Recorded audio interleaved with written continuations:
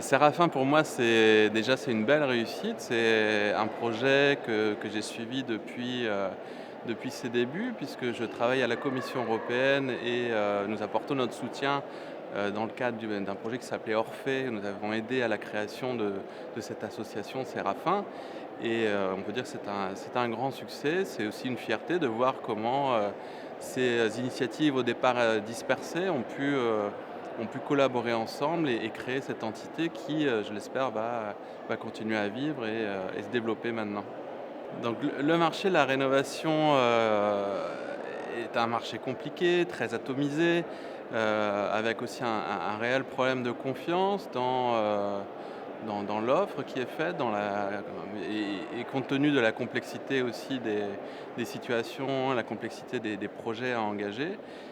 Et donc le travail qui a été fait pour, mettre en place des dispositifs de qualité et peut-être rassurer les particuliers, les aider à mieux comprendre l'offre de rénovation et en particulier l'offre de rénovation ambitieuse, va peut-être aider à améliorer le niveau de confiance et peut-être permettre au décollage de ce type de rénovation-là. Alors aujourd'hui, une des grandes difficultés, c'est la disponibilité de personnel qualifié pour réaliser les travaux. On a un vrai manque aujourd'hui de main-d'œuvre et de gens capables d'engager ces travaux de rénovation ambitieuses. Et donc il faut qu'on trouve des moyens de rendre le secteur à nouveau attractif, de peut-être susciter des vocations, peut-être susciter aussi des vocations, de personnes qui s'intéressaient pas forcément à ces métiers-là au début. Donc peut-être même améliorer l'image du secteur et le rendre plus attractif. Ça peut faire partie, pour beaucoup de gens qui se posent la question du sens de leur activité, du sens du travail en général.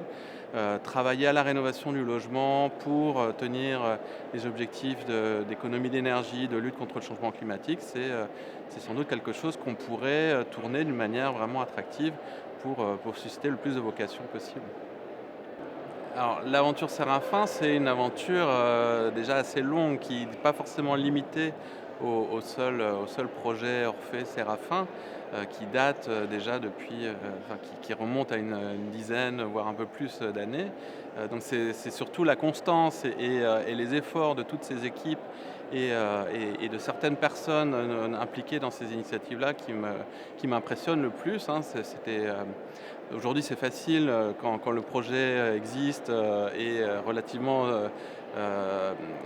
rencontre un relatif succès de trouver ça bien, mais il y a eu des moments vraiment réellement plus difficiles et la constance des équipes, les efforts de ces équipes-là, y compris dans des contextes plus difficiles, est vraiment quelque chose à souligner et à féliciter. Alors ma relation avec Séraphin, est longue déjà, parce que je les connais et beaucoup des personnes impliquées dans Séraphin depuis un certain temps.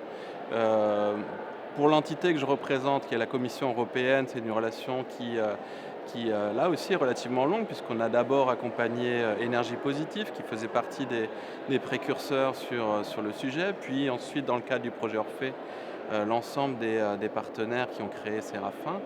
Et j'espère que cette relation ne va pas s'arrêter maintenant que le projet arrive à son terme et que je serai toujours invité aux soirées.